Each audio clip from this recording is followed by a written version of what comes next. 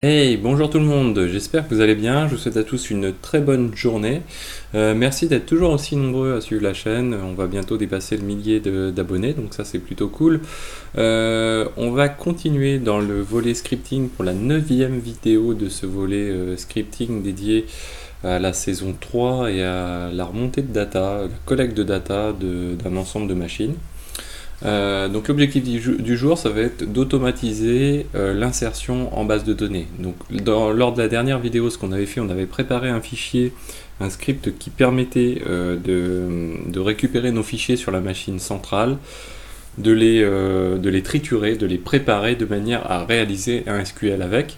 Aujourd'hui, on va préparer un cron qui va lancer ce script et le charger donc du coup dans la base de données centralisée. Donc comment on est actuellement? On est comme ceci. Alors hop, voilà. Non, j'ai un petit bug. On a une machine centrale, on a des machines bases de données sur lesquelles on collecte des informations, les volumétries des bases, mais aussi des informations système. Dessus, on a cronné un curl qui envoie des fichiers. Donc on a un script qui collecte des datas sur chacune des machines. On a un curl ensuite qui envoie ces datas vers la machine centralisée ici. Cette machine centralisée a un petit script Python qui récupère les curls au fur et à mesure qu'ils arrivent, qui stocke ensuite du coup ces fichiers dans un répertoire précis. On a mis en place lors de la dernière vidéo un script qui récupère tous ces fichiers centralisés pour en faire un SQL. Et sur cette machine, on a installé un MariaDB. Et sur ce MariaDB, on va charger de manière automatique donc ce qu'on va faire aujourd'hui, on va faire un cron de manière à automatiser le chargement en base de données ici.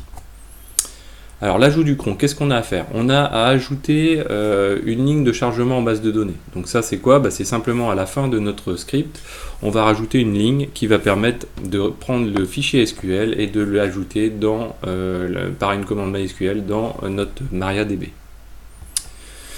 On va ajuster les chemins de notre script, on va mettre des chemins en dur de manière à éviter les problématiques en cas de mouvement ou peut-être même on ne sait pas où le script va être exécuté. Et du coup, voilà, on veut prévoir cet ensemble de choses, de ne pas avoir de surprise. Et on va préparer un cron donc qui va être comme ceci. Nous on va le lancer toutes les minutes.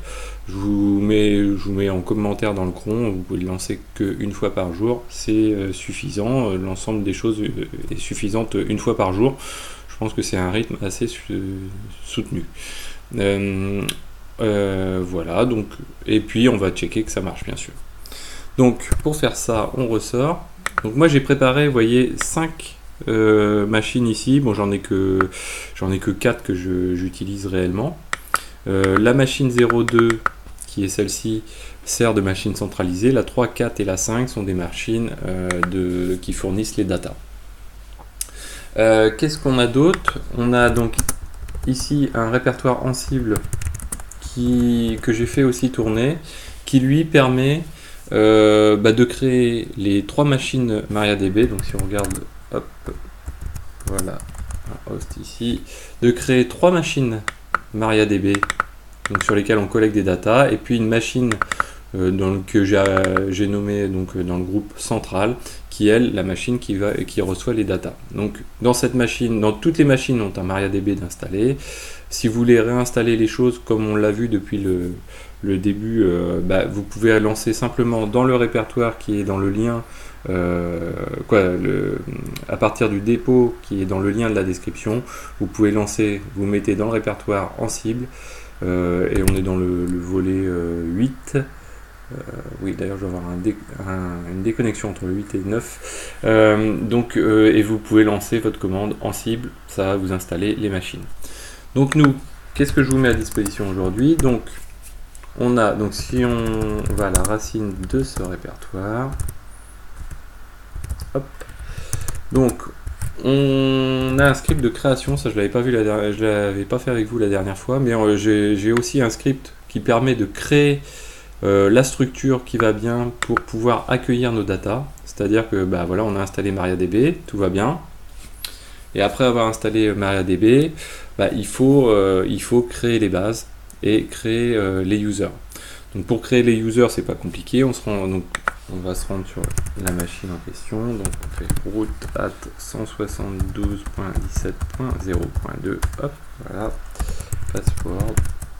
Donc quand on est en route sur la machine, avec MariaDB c'est très simple. Une fois que vous avez installé, donc vous faites un sudo apt-get install MariaDB server, vous faites un MySQL et là vous êtes connecté à la base de données. Donc là vous pouvez faire un create database. Donc nous on l'a appelé collect il me semble. Donc si je regarde show databases, hop, voilà. Donc nous cette base on l'a créée sous le nom de collect. Donc on peut faire un create database collect toc. Donc là ça va nous créer notre base de données. Et puis ensuite on peut faire un grand all privilège. Alors j'ai plus la commande exacte de tête pour créer le user en question.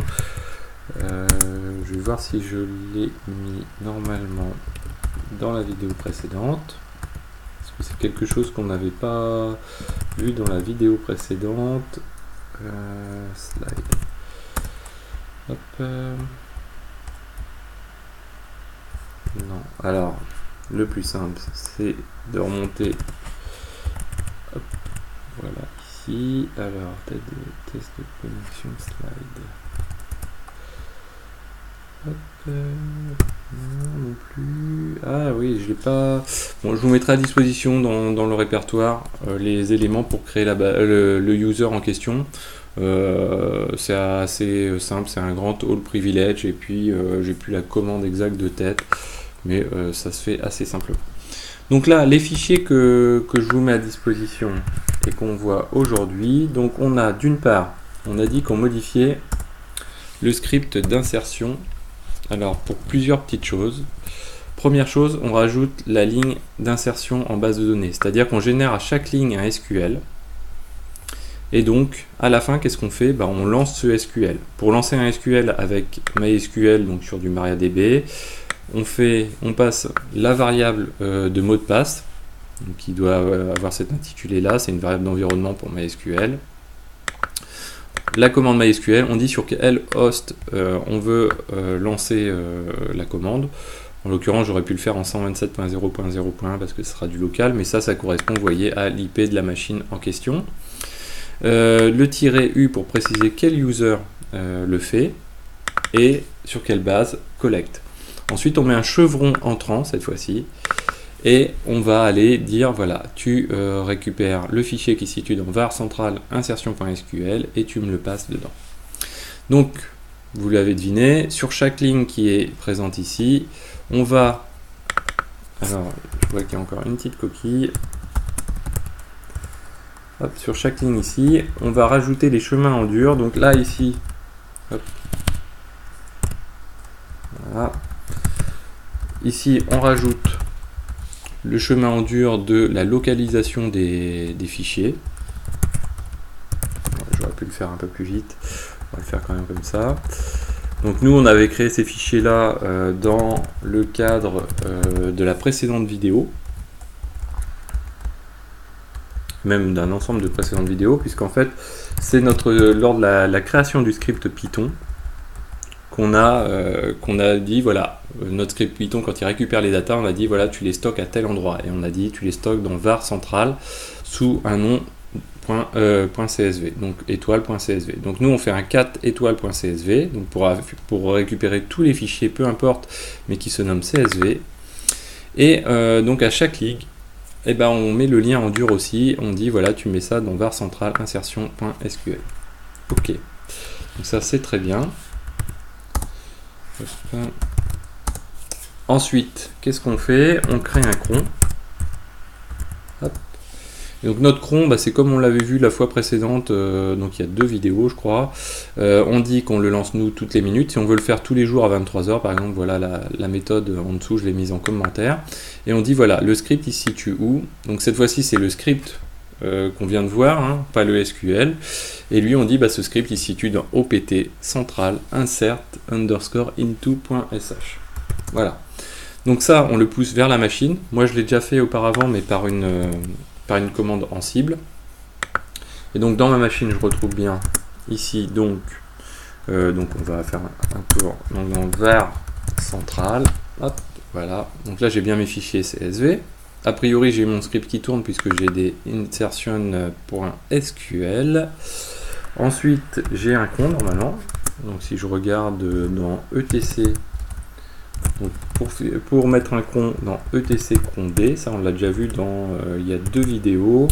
Et ici j'ai un cron underscore central. Hop.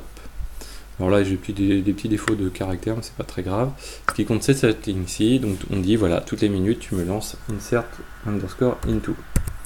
Qu'est-ce que j'ai d'autre? Et ben j'ai le script donc dans opt central et j'ai un insert underscore into.sh. Vous voyez c'est le script qu'on vient de voir tout de suite. Sans modification, avec des petits problèmes de caractère, mais c'est pas très problématique. Donc qu'est-ce qu'on va faire? Donc normalement notre script tourne. D'ailleurs on l'a vu puisque dans var central, c'est l'endroit où on stocke le SQL quand il est généré. Ben, on retrouve notre SQL ici.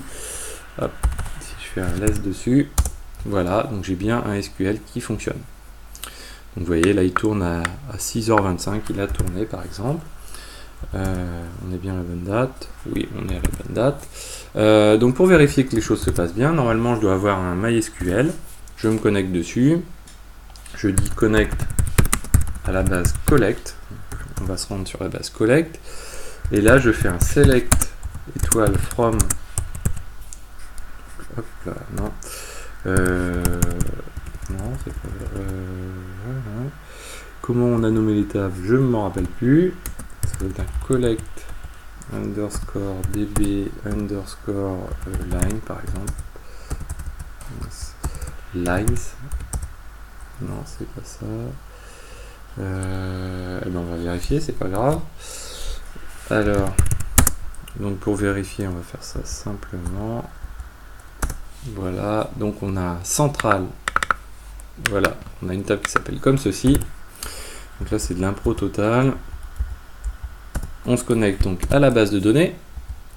Ici, on y est.